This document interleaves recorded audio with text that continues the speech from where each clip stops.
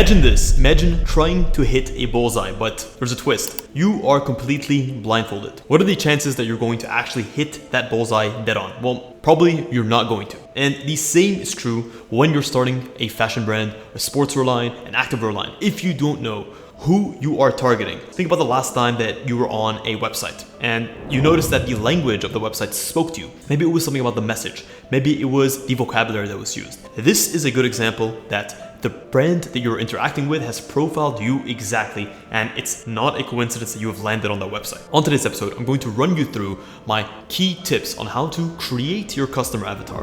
Number one is to essentially start with basic demographics. What is a demographic? A demographic is a characteristic profile of your customer. It can be simple and straightforward things like their age, where they live, how much money they make. It's basically you're characterizing your customer. If you look at Young, for example, most likely when it comes to their customer profile, well, they predominantly target men. And also they tend to target younger men, specifically men between the ages of 18 to 30. Number two, you must consider their lifestyle and their activities. When you think about a brand and you think about what type of customer purchases from that brand, you must look at that customer's day-to-day activities. If you're a yoga brand, but your targeting is towards a rock climbing customer avatar, right? That's who you have in your mind, but you're creating yoga wear. That doesn't make sense because your customer doesn't use and doesn't have the need for the product that you're selling. So by identifying what and how your customer lives their lifestyle and what sort of activities they partake in, you start to create unique pockets of opportunity to identify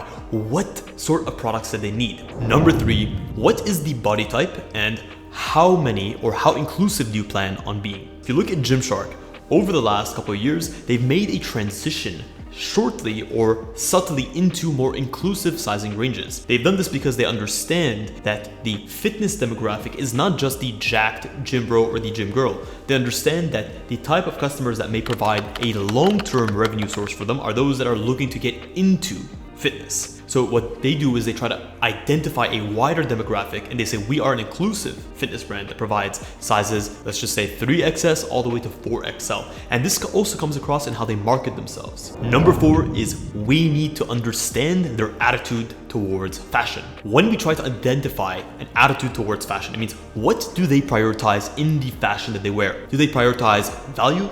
Do they prioritize functionality? Do they prioritize aesthetic and style? Do they prioritize trying to feel that as if they fit in by following the latest trend? A great example of this would be ASRV. If you look at ASRV, these are people who want the best of the best, the most premium products, the most premium fabrics, and also customers that are very holistically focused on a aesthetic of performance and functionality. Versus if you look at the average young LA customer, they're much more focused on what is the latest trend and how much can I get, or what is the best amount of dollar that I can spend and what is the best product that I can get for that dollar that I'm spending. So they're value-oriented customers. Next up, now it's time to build a customer avatar. So what is a customer avatar? If you look back and if you're a gamer, for example, your customer avatar is the character that you build in your mind or on paper that represents your ideal customer. Psychographics tend to be more their purchasing habits. Where do they purchase? Where do they spend their time in terms of social media? When you understand your customer avatar, you're then able to specifically target. Because if your customer avatar is someone who lives in the United States, but your brand and your company is located, let's just say, in the Middle East, you're very far away from your core customer demographic. So perhaps you would be best either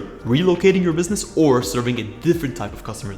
Lastly, I would definitely recommend, even before your first launch, try to build a community and engage your customer avatar early, because you can hypothesize as much as you want. You can identify your customer avatar, but chances are, before you actually get in front of customers and ask them questions and see who's actually interested in your messaging and your brand and what you have to offer, you may not have as clear an idea as possible. My best recommendation would be try to create some sort of community. Try to get the people that you want to purchase from you in the same room, whether that's a digital room or a physical room, and ask them questions. Your customers, especially if you've been able to hook them in terms of a community, will be more than happy to give you that information. So in short, understanding your customer avatar is pretty much having the map that you need to navigate the uncertain waters of building a brand. And of course, your customer profile and your customer avatar will change over time as your brand develops, as the industry changes, as people come in and out of the industry. Your needs or your customer needs are going to change. So having your finger on the pulse and understanding how your customers are progressing with the brand. So let me know